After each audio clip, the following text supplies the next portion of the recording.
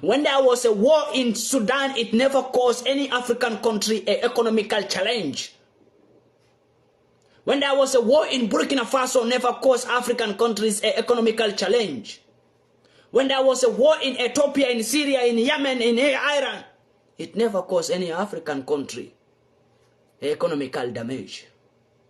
But when there was a war in Ukraine, it caused the all African countries economical challenge. All African leaders says we are facing economical challenge because Europeans refuse to give them money. Americans refuse to give them money.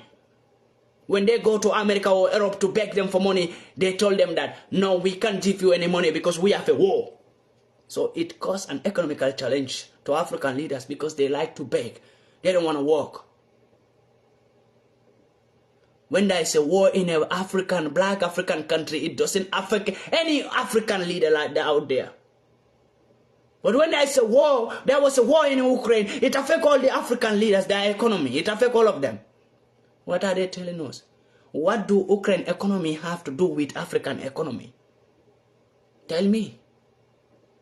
Ukraine economy, what do that have to do with African economy? When George Floyd was killed, I never forget it, and I will never forget it for the rest of my life, till I die. When George Floyd was killed nonsensely in America, nothing came out of it. Ali, a Nigerian man, was killed in Italy, nothing came out of it. The so-called European Union, the so-called European Human Rights Law, the so-called European Immigration Law, they are all keeping quiet. But when a black man attempts to fight a white man on the street, they said blacks are criminals. Blacks are always making crimes.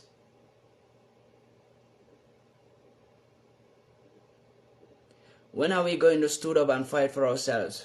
You know why it's difficult for Africans to fight for themselves? Because when an African man stood up to fight for himself, they call him a criminal, they call him a terrorist.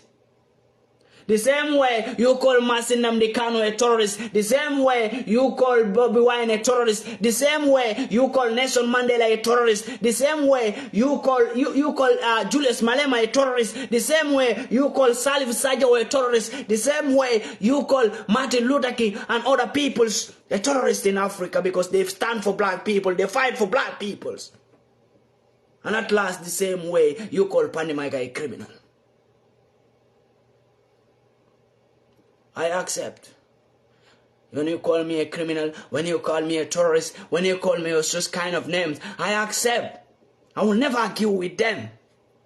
And I don't owe them explanation to explain myself that I'm not a terrorist, I'm not a criminal, I'm trying to fight for my right. I don't owe anybody an explanation.